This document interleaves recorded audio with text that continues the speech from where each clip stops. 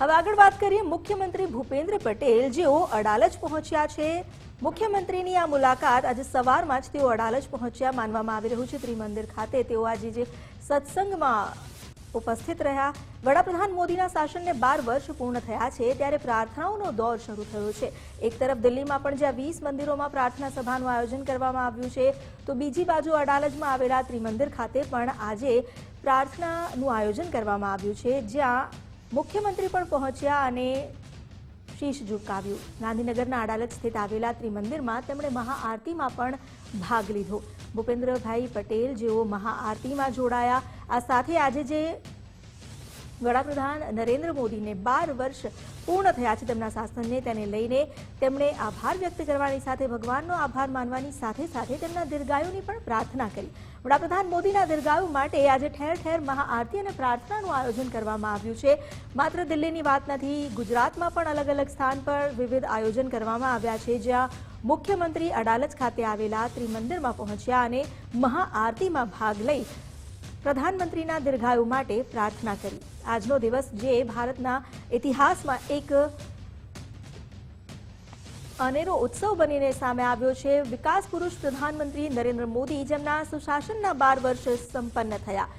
આ અગાઉ સૌથી વધુ સમય માટે પ્રધાનમંત્રી પદ પર રહેવાનો રેકોર્ડ જે નહેરુજીના નામે હતો હવે એ રેકોર્ડ તોડીને પ્રધાનમંત્રી નરેન્દ્ર મોદીએ પોતાના નામે કરી લીધો છે। સતત 4000થી પણ વધુ દિવસ જે શાસન તેમણે કર્યું છે અને આ શાસન દરમિયાન ભારતની વિકાસની ગતિને આગળ વધારી છે।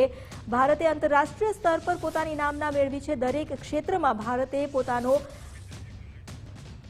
પરચમ લહેરાવ્યો છે ત્યારે આજે ઠેર ઠેર પ્રધાનમંત્રી નરેન્દ્ર મોદીના દીર્ઘાયુ માટે પ્રાર્થના સભાનું પણ આયોજન કરવામાં આવ્યું છે। પ્રાર્થનાની સાથે સાથે આરતીનું આયોજન ત્રિમંદિર ખાતે કરવામાં આવ્યું છે। અમારી સાથે જોડાયા છે સંવાદદાતા અર્પિત દરજી। અર્પિત, મુખ્યમંત્રી આજે ત્રિમંદિર પહોંચ્યા, તેમણે મહાઆરતીમાં પણ ભાગ લીધો। એક તરફ દિલ્હીની પણ વાત કરવામાં આવે તો 20 જેટલા મંદિરોમાં આજે પ્રધાનમંત્રી નરેન્દ્ર મોદીના રેકોર્ડને લઈને પ્રાર્થના કરાઈ અને તેમના દીર્ઘાયુને માટે મનોકામના વ્યક્ત કરાઈ। અહીં મુખ્યમંત્રી ત્રિમંદિર ખાતે પહોંચ્યા, શું વધુ વિગત?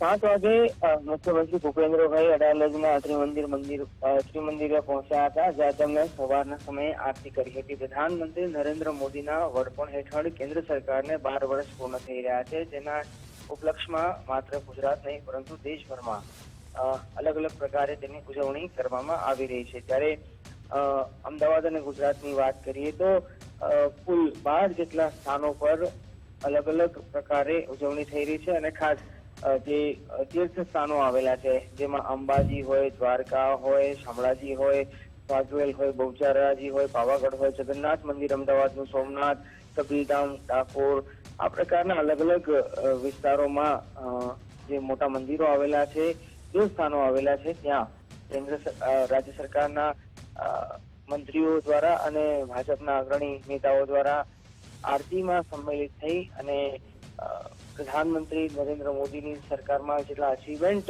થયા છે એ અચીવમેન્ટ હજુ આગળ વધતા રહે એ પ્રકારની પ્રાર્થના કરવામાં આવી હતી નેતાઓ દ્વારા। અને કંઈક આ પ્રકારે અમદાવાદ સહિત રાજ્યભરમાં આરતીના માધ્યમથી આજે જ્યારે પ્રધાનમંત્રી નરેન્દ્ર મોદીના વડપણ હેઠળની સરકારને 12 વર્ષ પૂર્ણ થયા છે ત્યારે આરતી કરવામાં આવી અને આગામી દિવસોમાં રાજ્યની અને દેશની ઉન્નતિ અને પ્રગતિ થાય એ પ્રકારની મનોકામના કરવામાં આવી હતી, પ્રાર્થના પણ કરવામાં આવી હતી। જી, આભાર આપનો જાણકારી આપવા માટે।